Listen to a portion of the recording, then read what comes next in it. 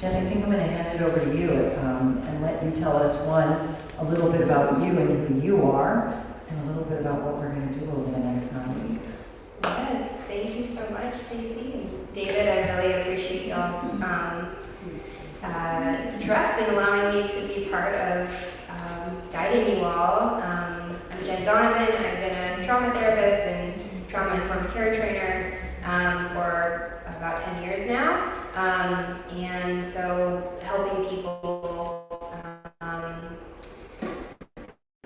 work through whatever activation that they have going on and come to a place where they can build more understanding and connection is a really big passion of mine. And of course, we need it now more than ever. So I so appreciate you all being willing to go on this journey with me and with us. It really is going to be a journey. There's definitely going to be an arc to the content that we do. But again, as Stacey said, I really want to encourage people, just whatever week you can come, please do. You're going to get something important out of it. And I just want to acknowledge everyone that's here. I think everyone is here because you want to be a bridge builder. And that's an incredibly noble desire to want to do. And so I just appreciate having so many people show up with interest to this. But I think being a bridge builder does require certain skills. We may have the best intention, but then we get in those moments with people. And I'm going to imitate Stacey's example of this, where you go poof, right? So we have to do our own work in order to be the bridge builder that we aspire to be. And so that's really going to start with ourselves. And so the first few weeks are really going to be about ourselves. And with that, I want to acknowledge that some of the topics that we talk about, some of the skills we're teaching, some of the discussions that we have may be activating for people who are here, and that's completely okay. And we hope that you feel like you can actually work through that in real time in this space, that we are wanting people to be able to be really present with whatever is coming up and be able to share that, work through it. But there are going to be times when you just feel like, no, can't right now, and that's also okay. So there's always choice and consent. If we get to the part in the night when we're going to be doing smaller group discussions or an activity or skill building, and you are just not feeling like you're in a place where you can do it, it's always okay to opt out and just listen and reflect. It's always okay to take breaks as well. Obviously, we kind of have content that we want to get through, so we're going to keep a pretty steady pace. But if you're feeling like you need a breath just to process what just happened, you can step out into the area out here or go to the bathroom. You need to go get water. That's always okay. You don't need anyone's permission to take care of yourself. Also, when we do the small group sharing, we do want to have an amount of confidentiality. So if someone is sharing something very personal, and I hope people feel safe to do that, it's very important that they know that you're not going to be going and sharing that story with other people. Now, of course, the skills that you learn here and the things that you're practicing are absolutely good to share with others. So just the stories that are shared stay here, but the skills, please go out and practice with other people. And we are all human, we are all doing our best. And so if something happens in the group that you find to be uncomfortable or insensitive or awkward, whatever it is, please contact one of us. All of us, me, Stacey, David, or Steph, Joe, are all available to talk through and get feedback for whatever might be a concern. So that's just kind of the ground rules or the container that I want to. And yeah, I think we're ready to go into our first skill of the day. So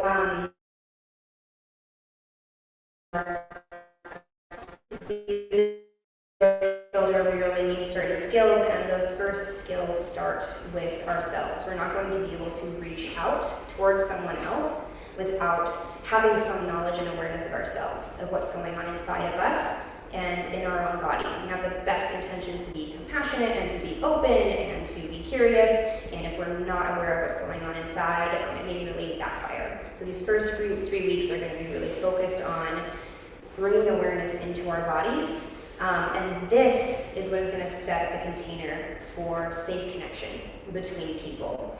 And so to kick off this topic, Stacy has some scripture to share. Yeah, so we're gonna read it. It's all about trust and safety. Yes. If we don't have that, we don't have very far to go, do we? Yeah. So there's 2 things I want to share with you. One is from 1 Corinthians. Do you not know that your body is a temple of the Holy Spirit within you, which you have from God, and that you are not your own? You are not your own. Let those words wash over you. I'll be interested to hear your reflections on that. This passage tells us that the body is not simply flesh to be managed or overcome, or to look at ourselves in the mirror in the morning sometimes and say, gosh, I don't like that. Or gosh, that looks good today when I flex my little bicep. If I've been to Planet Fitness that morning. But that our body is a dwelling place of the Spirit. The Spirit cannot bypass the body to reach our hearts or our minds. Instead, the Spirit inhabits our body. It makes our physical selves holy, trustworthy vessels for awareness. And so in these next few weeks, it'll really be about how do I learn to trust what's happening in here or here. Has anyone ever experienced grief and you feel it in your chest, or you feel it in your stomach, or you can't stop crying? Our body is always trying to tell us something.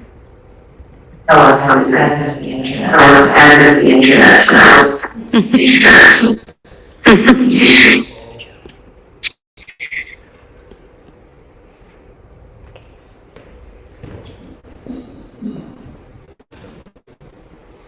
If we look back, for example, in Jewish tradition, this idea of the body as a temple, the temple was the holy dwelling of God's presence, sacred, set apart, and revered. So by calling the body a temple, Paul radicalized this idea that God no longer dwells only in buildings made of stones, but in who we are.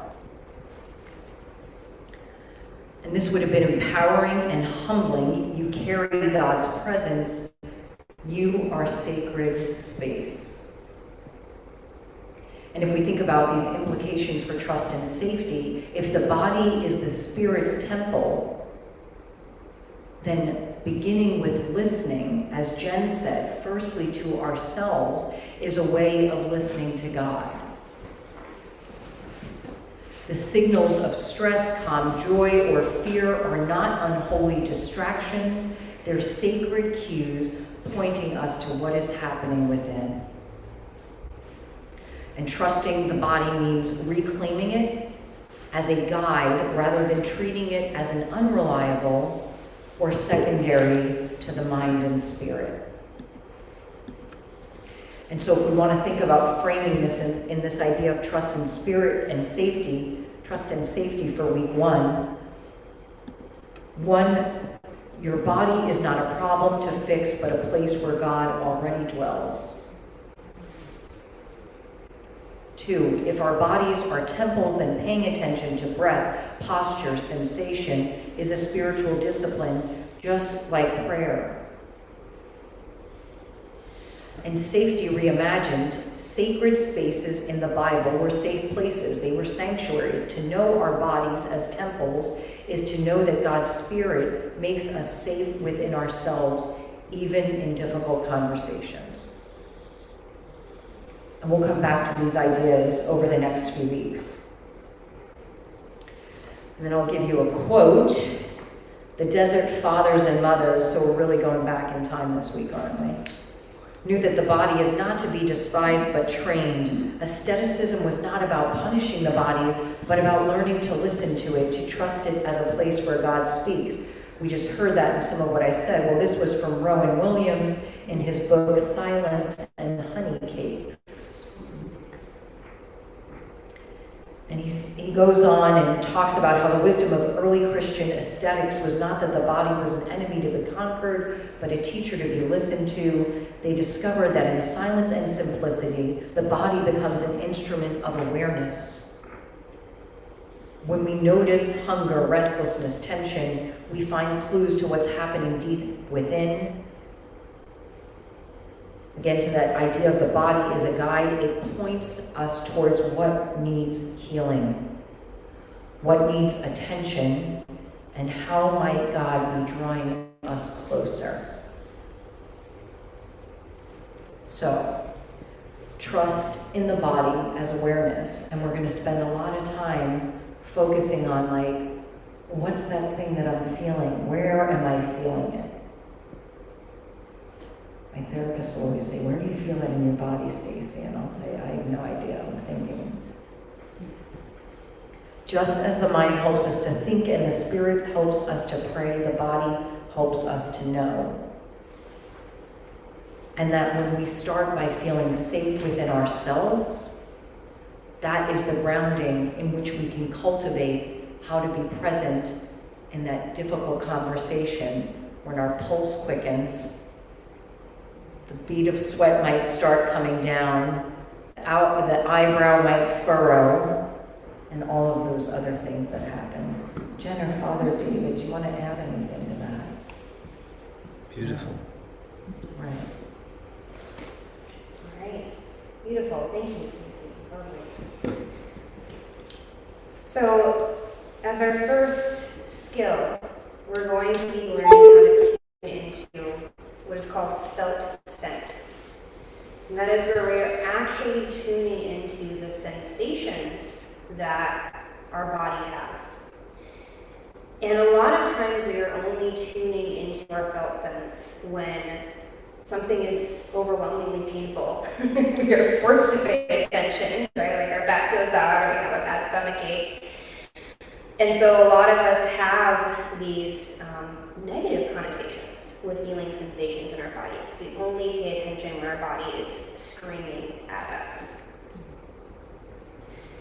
We may also notice strong emotions, right? So we may notice if we are grieving or very angry or very frustrated.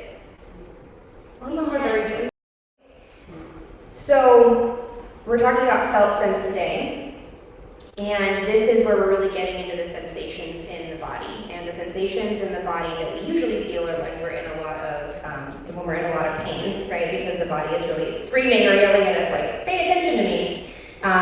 So we may not notice more subtle sensations, and so we may associate felt sense with discomfort. We also might notice very strong emotions like anger, sadness, frustration. But when we start to trust our body, when we really start to accept that our body is actually always communicating with us, we have the opportunity to open ourselves to more subtle sensations, things that build over time. And so we do have to take a little bit of a leap of faith and trust, because a lot of us are chronically disconnected from our bodies.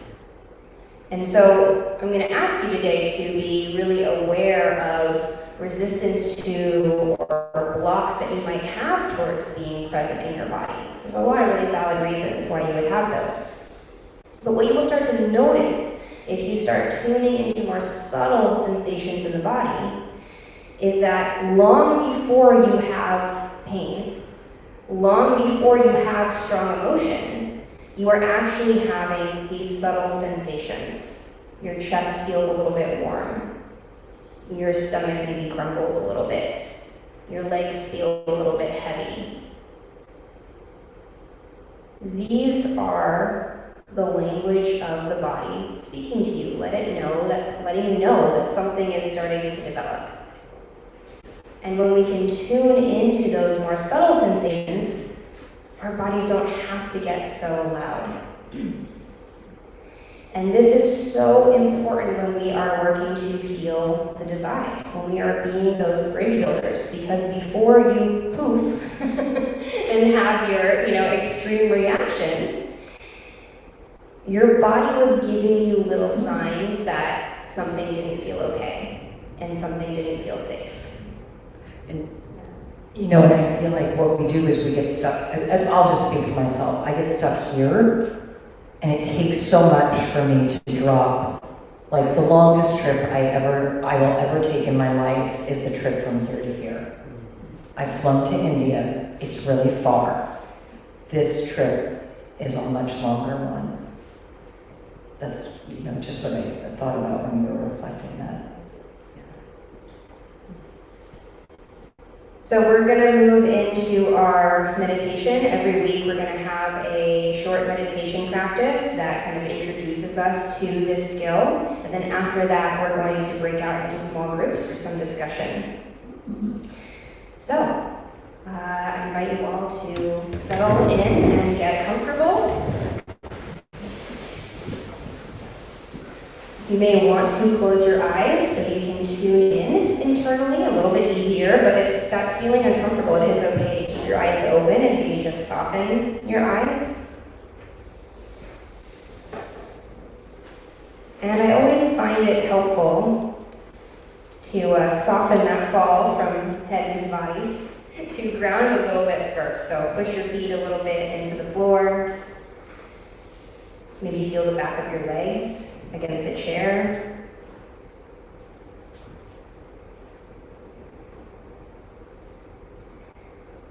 And I just want you to notice the first sensation that pops up when you start going inside.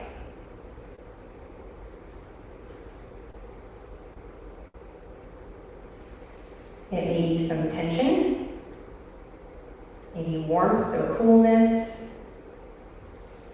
Maybe there's buzzing sensations, a sense of denseness or openness. And maybe it's just numb, maybe you just don't feel anything. That's okay too. And I invite you, as we go through this, to try to use neutral language to yourself that describes sensation. So you may have pain, you may have pain somewhere in your body, and so when you tune in, the first thing is like, oh, I have this really intense pain in my back. It's terrible. And that's understandable. But I invite you to try to zoom out and soften and just try to describe whatever sensation you feel in a more neutral way. Just using the structure of I have X sensation in this body part.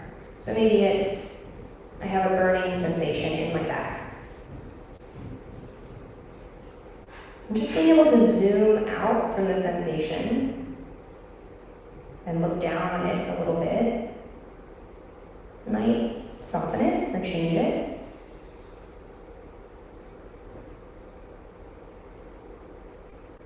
We're just going to go through the body and start to notice any signals that are being sent. So we'll start at the feet. I want you to just notice any sensations that are in your feet or your ankles.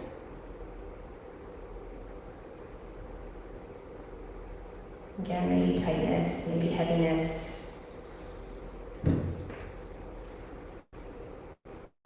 And move up through your lower legs. And there's some areas in the body where you might not feel anything at all, and that's fine. But anytime you find a sensation, just use that structure to yourself. I feel this sensation in this body part. So moving up through your knees, into your upper legs,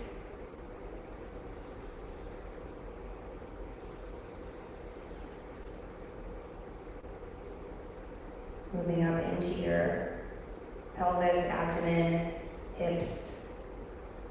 What sensations do you notice here? Can you describe it to yourself neutrally? Just soft awareness.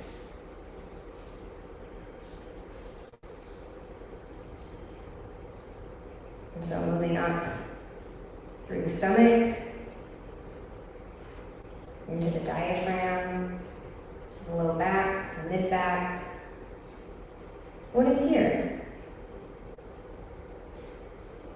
How is your body speaking to you here?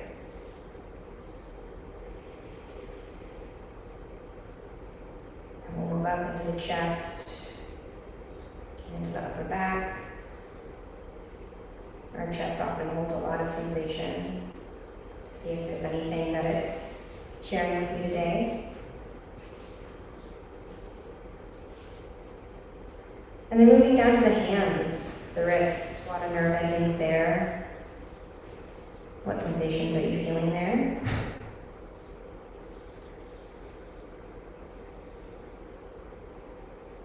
Moving into the lower arms, the elbows. Again, just when you find anything, feeling this sensation in this body part, just making a note. Moving into the upper arms, into the shoulders. What do you find there? Are there sensations up into your neck and your jaw?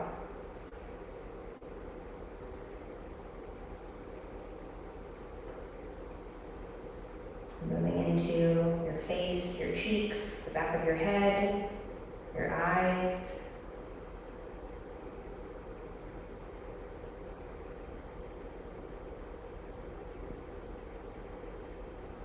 Into your forehead and on the very top of your head, do you feel any sensation there?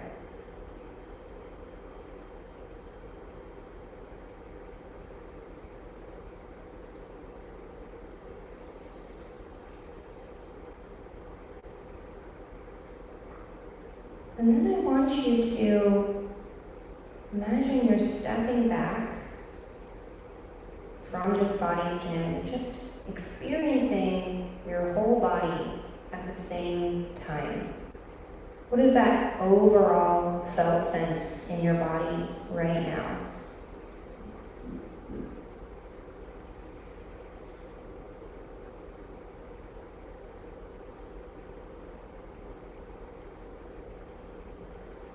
And how is that similar or different from when you first checked in with your body at the beginning of this meditation?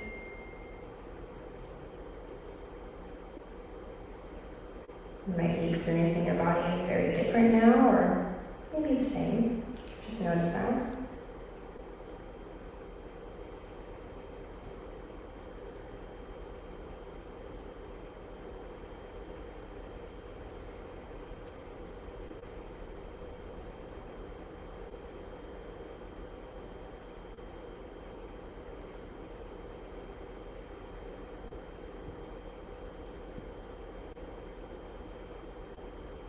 And then I want you to start to wiggle your toes and fingers a little bit. Maybe rotate your neck, start to blink open your eyes. It's always nice to look around the room. Maybe make eye contact with a neighbor, come back into this space.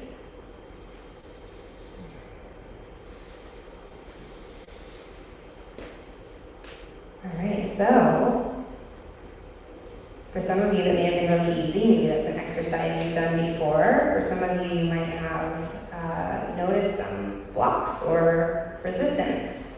And so we're going to have an opportunity now to get into some small groups for sharing. So we'll count that off in a moment, and we'll have little sheets to give you all so you remember what you're going to be talking about.